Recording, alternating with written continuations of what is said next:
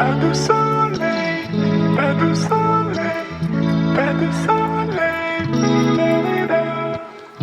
Pas de soleil, pas de soleil, pas de soleil, la-la-la.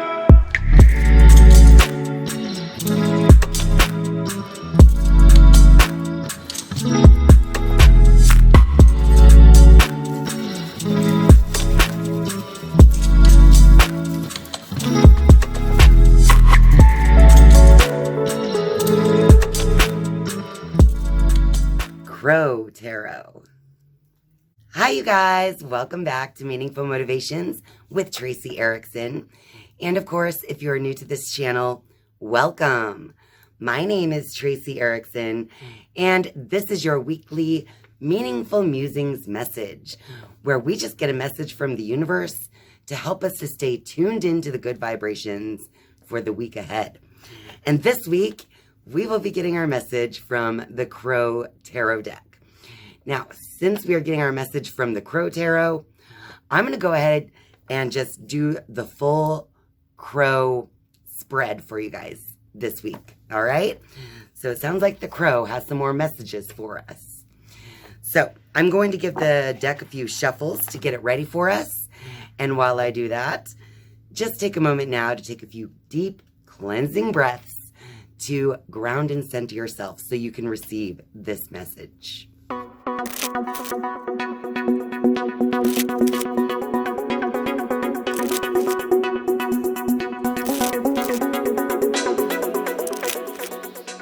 The deck is ready. I just want to take a moment to tell you guys about Tracey's Apothecary. Tracey's Apothecary is my Etsy shop where I am selling my handmade essential oil and crystal creations. All of the products from Tracey's Apothecary were created in a sacred space and with strong intentions. So if you want to check it out, go to traceysapothecary.etsy.com. And your Crow Tarot spread is now ready for you. So let's go ahead and flip the first card. This is going to represent the heart energy. So this is the energy that's serving as a foundation for this reading. And so this could be either your true nature or just an energy that has taken hold of your heart recently. All right. And so what we have here is the Seven of Pentacles.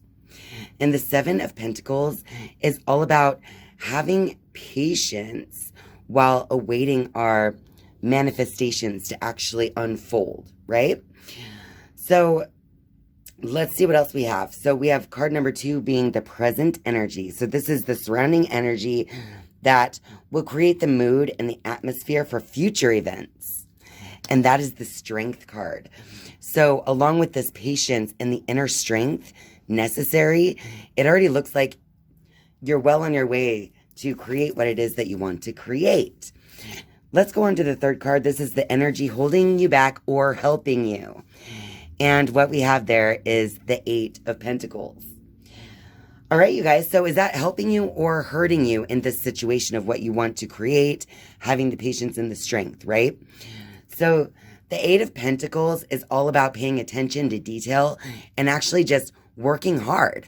Even if you're doing the same thing over and over and over again, making these perfect little pentacles, you're doing it each and every day. It's like, this is the card that represents you actually doing the steps that you need to take to actually create, right? So it's not just being patient and waiting like this bird sitting in the nest, but this bird is actually doing something, the action steps that are necessary.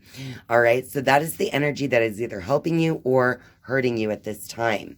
So it's up to you to decide what it is for you and how you might need to change it to have it help you rather than hurt you.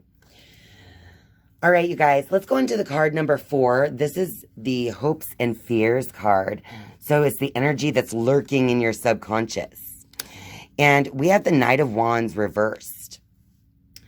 So I feel like the thing that is sabotaging you right now is just that you're not feeling this inspiration coming from outside of you. You're not feeling inspired to charge forth with this at this time, right? So it's like the hopes and fears card because you're feeling like if I get too inspired, am I going to get my hopes up kind of thing, right? So take a look at that and decide, is your passion for what you're doing properly ignited? Is there something that you can do to make yourself feel hopeful and passionate about what you're creating again? Because with this card being reversed, I feel like it's more of a fear than a hope right now, where you're placing your inspiration. So it's going to be important to understand that when you're having those fearful thoughts about what you want to create, and basically the fearful thoughts are you trying to create with your mind what you don't want to create. So let's change your fears into hopes.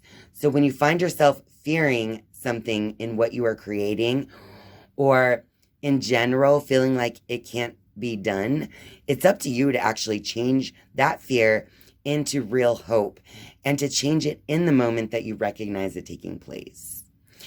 Let's see what the next card is. This is the grounding energy or advice card. And we have the 5 of Wands reversed. So I feel like the grounding energy, this is the energy that keeps you centered and connected to source, right? And it's like you've had all these different ideas of what you want to create, but the grounding energy is really to just let all that go, let all the different ideas go, and actually become grounded in what it is that you're actually creating and what you want to work on, what you want to manifest in this upcoming week. So, this could also signal that your grounding energy is like being counterproductive, right? Because just like in the hopes and fears, it's like when you're feeling inspired, is it giving you fear or is it giving you hope? The inspiration that you're following, is it fearful or is it hopeful? But with the grounding energy being this conflicting, all these conflicting wands with different colors and the birds flying in every single direction, I feel like instead of focusing in and grounding in on that one thing you should be inspired to do, it's almost like the energy is a little bit scattered. Or maybe you're starting to recognize that it is, and that is helping you to become more grounded because you see that maybe you've been focusing on way too many different things.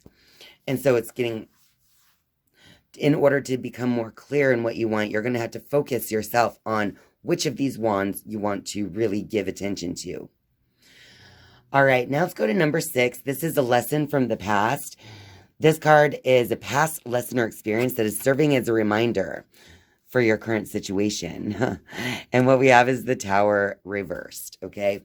So I feel like with this being the lesson from the past, the Tower card being reversed, it's almost like you are trying to avoid some kind of disaster. So in your past, you may have felt, I'm really seeing the Knight of Wands reversed over here, as well as the 5 of Wands reversed, kind of being tied to this Tower reversed. So I feel like there's a little bit of fear in you to allow yourself to fully embrace what you're creating, because you're trying to avoid this Tower moment, this moment of destruction, this unexpected change that could possibly take place. But it's almost a little fearful. So don't take the lessons from your past as only a way of avoiding disaster, right? You need to learn from those things in your past, of course, but you don't want, impending doom to be the thing that is kind of driving this whole manifestation that you want to take place. So it's going to be important to let go of anything in the past that didn't turn out the way you wanted it to, because it's time for you to actually focus on what you are creating now, because, and just bring yourself to that more centered place where you can actually control your instinct to believe that it might create a Tower moment. So having that inner strength, along with actually taking the action steps necessary, is going to help you avoid any future Tower moments. So let's move on to the 7th card. This is the external openings or obstacles. And we have the Queen of Swords. So this is the energy that is entering your personal atmosphere without your invitation. Now, it may increase or alleviate any frictions, right? Because this is an external opening.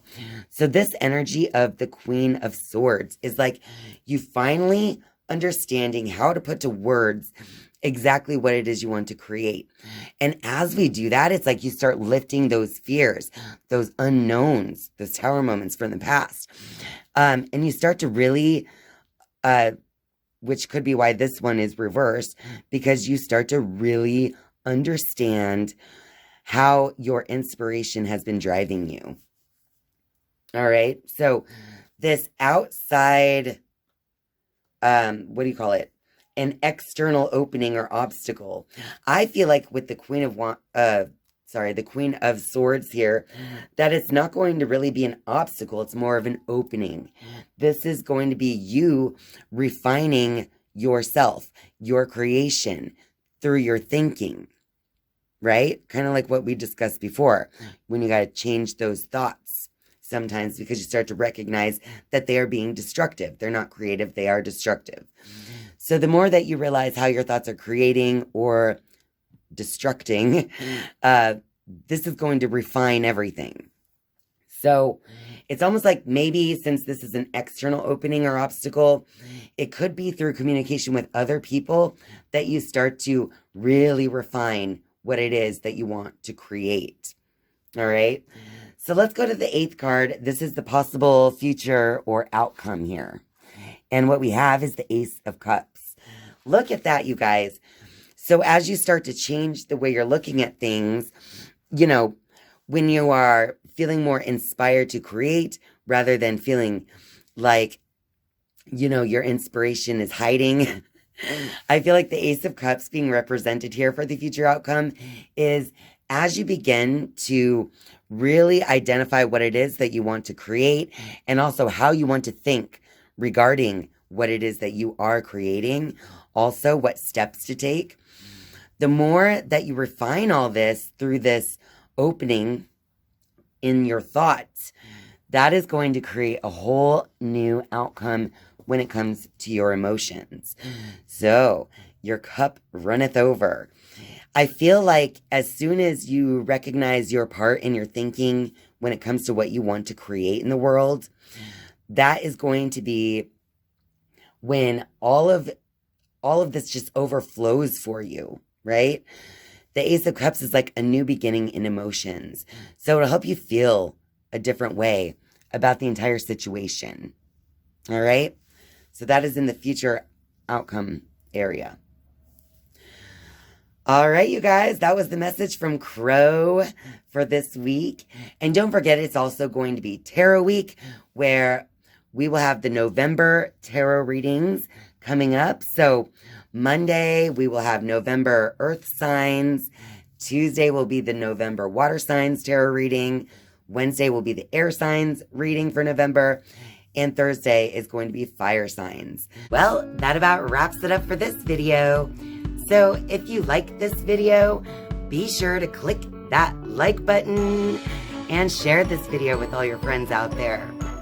And of course, if you're a viewer but not yet a subscriber, I would just love for you to click subscribe down below.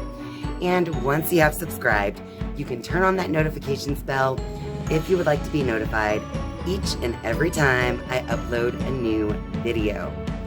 Thank you guys so much for watching and spending your time with me. I love you, and I'll see you next time. Bye.